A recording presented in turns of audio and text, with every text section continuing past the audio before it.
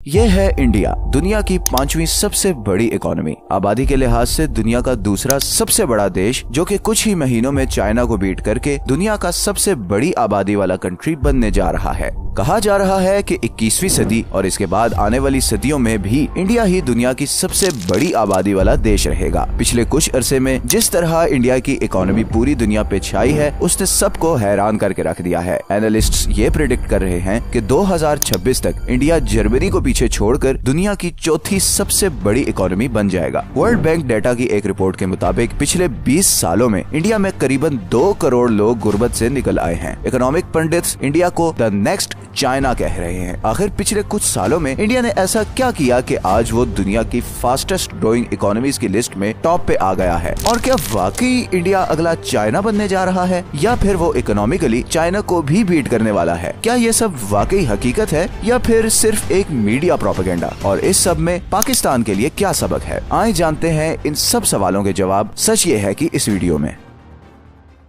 हजारों साल तक इंडियन सबकॉन्टिनेंट दुनिया की अमीर तरीन कंट्रीज में से एक था। 16वीं सदी तक पूरी दुनिया की 25% ट्रेड इसी सबकॉन्टिनेंट के थ्रू होती थी। फिर आए अंग्रेज, जिन्होंने 200 साल तक इंडिया पे राज करने के बाद उसे इस हाल में छोड़ा कि गोल्डन बर्ड कहलाने वाला देश 2 हिस्सों में बढ़ चुका था और हर तरफ गरीबी और भूख के डेरे थे। हजारों साल से इकट्ठे रहने वाले एक दूसरे के गले काट रहे थे। खैर 1947 में इंडिया और पाकिस्तान आजाद हुए। 1.5 साल बाद ही बॉर्डर के उस पार चाइना में कम्युनिस्ट पार्टी ने मुल्क का कंट्रोल संभाल लिया। इंडिया, पाकिस्तान और चाइना तीनों की शुरुआत लगभग एक जैसी ही थी। जहां ये तीनों देश रिसोर्सेज की कमी, करप्शन और पॉलिटिकल इंस्टेबिलिटी का शिकार थे, वहीं हांगकांग, सिंगापुर और साउथ कोरिया मुसलसल तरक्की करके एशियन टाइगर्स बन रहे थे। चाइना उस वक्त सिंगापुर की प्रोग्रेस से बहुत ज्यादा इम्प्रेस था। चाइना के ऑफिशियल्स सिंगापुर जाते ताकि वहां पर सिंगापुरियन मॉडल को स्टडी कर सकें। अब ऑब्वियसली सिंगापुर और चाइना में बहुत बड़ा फर्क है। लाइक सिंगापुर की आबादी चाइना की आबादी का 0.5% भी नहीं। मगर एक चीज जो चाइना के लीडर्स को बहुत अट्रैक्ट कर रही थी, वो ये थी कि किस तरह सिंगापुर ने एक अथॉरिटेरियन रिजीम में इतनी ज्यादा तरक्की की है। अब सिंगापुर की स्टोरी भी बहुत जबरदस्त है। एक गरीब देश जिसकी आधी से ज्यादा आबादी नशे की आदी थी, चंद ही सालों में एशिया और फिर दुनिया का अमीर तरीन कंट्री बन गया। इस पे हम एक वीडियो बना चुके हैं, तो आप वो जरूर देखें। चाइना ने बड़ा क्लोजली सिंगापुर को फॉलो करना शुरू कर दिया। 1978 में उस वक्त के चाइनीज लीडर डेंग जियाओपिंग ने चाइना में ओपन डोर पॉलिसी अनाउंस कर दी। मतलब फॉरेन कंपनीज अब चाइना में बहुत ही आसानी से कंपनी सेटअप कर सकती थी। चाइना का सबसे बड़ा एडवांटेज था एक बहुत बड़ी और सस्ती लेबर फोर्स। ये था भी इंडस्ट्रियल रेवोल्यूशन का दौर और फैक्ट्रीज को लो स्किल्ड और सस्ते वर्कर्स ही चाहिए थे। इसीलिए 1980s और 90s में चाइना में एक बहुत बड़ा मैन्युफैक्चरिंग बूम आया। सारे लो एंड प्रोडक्ट्स जैसा कि खिलौने, प्लास्टिक और लिनन वगैरह की प्रोडक्शन चाइना शिफ्ट हो गई। उस जमाने में चाइना की एनुअल ग्रोथ 10% तक जा पहुंची। यही वो टाइम था जब इंडिया ने भी अपने दरवाजे बाहर की दुनिया के लिए खोल दिए और 1991 से ऑनवर्ड्स इंडिया एक बहुत ही स्ट्रॉन्ग ग्रोथ ट्रेजेक्ट्री पे आ गया। दूसरी ही तरफ यही वो टाइम था जब पाकिस्तान मार्शल लॉ और पॉलिटिकल इंस्टेबिलिटी के गहरे बादलों में घिर चुका था। कोई भी इलेक्टेड गवर्नमेंट अपना टाइम पूरा नहीं कर रही थी। हर 2 से 3 सालों बाद गवर्नमेंट चेंज हो रही थी। एक अजीब सी आंख मचोली चल रही थी। हर नई आने वाली गवर्नमेंट पुरानी गवर्नमेंट की पॉलिसीज को डिसकंटिन्यू कर देती थी। जब पॉलिटिकल सेटअप इतना वीक हो तो इन्वेस्टर कॉन्फिडेंस बहुत लो हो जाता है। यही वो एरिया है जहां इंडिया पाकिस्तान पे बाजी ले गया। इंडिया दुनिया की सबसे बड़ी डेमोक्रेसी है। इंडिया पाकिस्तान के साथ ही आजाद हुआ और तकरीबन एक जैसे हालात में ही, मगर आज तक वहाँ पर कभी भी मार्शल लॉ नहीं लगा। कभी भी आर्मी ने इलेक्टेड हुकूमत का तख्ता नहीं उल्टा और इसीलिए वहाँ की पॉलिसीज में वक्त के साथ साथ कंटिन्यूटी आती रही। दूसरा एक बहुत बड़ा एडवांटेज जो इंडिया को मिला, वो ये था कि इंडिया दुनिया का दूसरा सबसे बड़ा अंग्रेजी जबान बोलने वाला देश है, जहाँ पर तकरीबन 10 से 12 करोड़ लोग इंग्लिश न सिर्फ समझ सकते हैं बल्कि बोल भी सकते हैं। यही वजह थी कि वेस्टर्न वर्ल्ड के लिए एशिया में इंडिया एक बहुत ही डिजायरेबल कंट्री बन गया। इंडिया को जो दूसरा बहुत बड़ा एडवांटेज मिला, वो है एक बहुत बड़ी आबादी, जिसमें ऑलमोस्ट 58% लोग 30 साल से कम उम्र हैं। 1950s में चाइना की आबादी ऑलमोस्ट 55 करोड़ थी और इंडिया की तकरीबन 35 करोड़, लेकिन पिछले 70 सालों में 390% बढ़ी है और अभी भी वो इस रेट पर बढ़ रही है जिस पे यूनाइटेड नेशंस के मुताबिक 2050 तक इंडिया की आबादी में 20 करोड़ लोग और शामिल हो जाएंगे। इतनी बड़ी मैन पावर के साथ इंडिया चाइना को सस्ती लेबर में कंपटीशन दे रहा होगा, बल्कि इसकी शुरुआत तो काफी हद तक हो भी चुकी है। इंडियन स्टेट तमिलनाडु में इंडियन कंपनी टाटा एप्पल के लेटेस्ट आईफोन्स के कंपोनेंट्स मैन्युफैक्चर कर रही है। इकोनॉमिक टाइम्स के मुताबिक अगले कुछ बरसों में इंडिया दुनिया का सबसे बड़ा आईफोन बनाने वाला कंट्री बन जाएगा, और कुछ ही बरस पीछे चले जाएं तो आईफोन की प्रोडक्शन को चाइना कम्प्लीटली डोमिनेट कर रहा था। इसी तरह कुछ रिपोर्ट्स के मुताबिक अगले 20 से 30 सालों में इंडिया में ऑलमोस्ट 50 करोड़ लोग मिडिल इनकम क्लास में शामिल हो जाएंगे। इतनी बड़ी मिडिल क्लास पूरी दुनिया में कहीं नहीं। जब ये लोग पैसा खर्चेंगे तो डोमेस्टिक डिमांड बढ़ेगी, कैश फ्लो साइकिल एक्सपेंड होगा और इकोनॉमी मजीद ग्रो करेगी। और इसीलिए कई इकोनॉमिक पंडित्स ये भी प्रिडिक्ट कर रहे हैं कि 2027 से 2030 के दरमियान इंडिया जापान को बीट करके दुनिया की तीसरी बड़ी इकोनॉमी भी बन सकती है। पिछले 5 सालों में इंडिया को ऐसी बहुत सी मैन्युफैक्चरिंग जॉब्स मिली हैं जो पहले चाइना को मिली थी, और ऐसा लग रहा है कि अब इंडिया नेक्स्ट ग्लोबल वर्कशॉप बनने जा रहा है। बड़ी पॉपुलेशन के बाद जिन चीजों ने इंडिया को ग्रो करने में हेल्प किया है उसमें शामिल है एडमिनिस्ट्रेशन डिजिटाइजेशन, जिसकी वजह से गवर्नमेंट प्रोसेसेस बहुत स्पीड से होते हैं। फॉर एग्जांपल इंडियन गवर्नमेंट अब डिजिटल सिस्टम के जरिए पब्लिक एड देती है, और इसका सबसे बड़ा फायदा आवाम को ऐसे मिला है कि अब एड का पैसा डायरेक्ट लोगों तक पहुंचता है, और वो जो बार बार सरकारी दफ्तरों के चक्कर लगाना पड़ते थे और ब्यूरोक्रेसी को खुश करना पड़ता था, वो सीन अब काफी कम हो गया है। इसके अलावा इंफ्रास्ट्रक्चर की डेवलपमेंट जैसे कि नेशनल रोड नेटवर्क जो कि 2014 के बाद से 50% इंक्रीज हुआ है। इसी तरह एयर फैसिलिटीज 50% इंक्रीज हुई हैं, जिसकी वजह से फ्रेट ट्रांसपोर्ट लगातार बढ़ रही है। सस्ती इंटरनेट फैसिलिटी, स्मार्टफोन्स और डेटा तक easy access, single tax regulation और सस्ती टेलीकम्युनिकेशन सर्विसेज, ये हैं वो फैक्टर्स जिसकी वजह से पिछले कुछ वर्षों में इंडियन इकोनॉमी लिटरली एक्सप्लोड हुई है। इन्हीं सब फैसिलिटीज की वजह से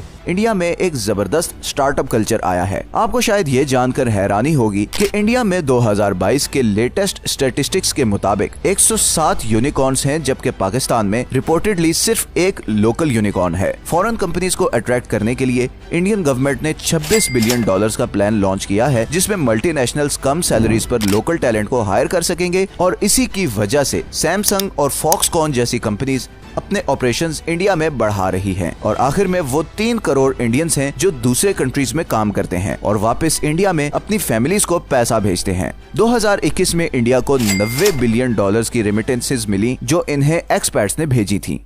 लेकिन अब ऐसा भी नहीं है कि इंडिया में सब अच्छा ही है। अभी भी बहुत से एरियाज हैं जहां पे इंडिया पाकिस्तान की तरह बहुत स्ट्रगल कर रहा है और उसे काफी काम करना है। 2014 में चेन्नई में नोकिया का सबसे बड़ा प्लांट बंद हो गया, जिसकी वजह से करीबन 8000 वर्कर्स जॉबलेस हो गए। इस प्लांट के बंद होने की वजह थी tax dispute, complex tax regulations और इंपोर्ट टैरिफ्स की वजह से काफी फॉरेन कंपनीज अब इंडिया में इन्वेस्ट करने से कतराती हैं। 2018 के बाद से मोदी सरकार ने इंपोर्ट टैरिफ बढ़ाए, जिसकी वजह से कई फॉरेन कंपनीज दोबारा चीप लेबर के लिए चाइना की तरफ देख रही हैं। इसी तरह गो के पिछले कुछ वर्षों में इंडिया में गरीबी कम हुई है, मगर अभी भी पॉवर्टी गैप बाकी डेवलप्ड कंट्रीज के मुकाबले में बहुत ज्यादा है। 2020 में पब्लिश होने वाले नेशनल हाउस होल्ड सर्वे के मुताबिक सिर्फ 9% आबादी के पास कंप्यूटर हैं, जबकि 18% लोगों के पास वॉशिंग मशीन है और सिर्फ 8% के पास अपनी गाड़ी है। नेशनल कॉन्सेंसस की रिपोर्ट के मुताबिक अब भी तकरीबन 27 करोड़ इंडियंस शदीद गुर्बत का शिकार हैं। ये वो एरियाज हैं जहां इन दोनों देशों को बहुत सख्त काम करने की जरूरत है। अभी तक इंडिया की ज्यादातर प्रोग्रेस पेपर से ग्राउंड तक ट्रांसलेट नहीं हो पाई।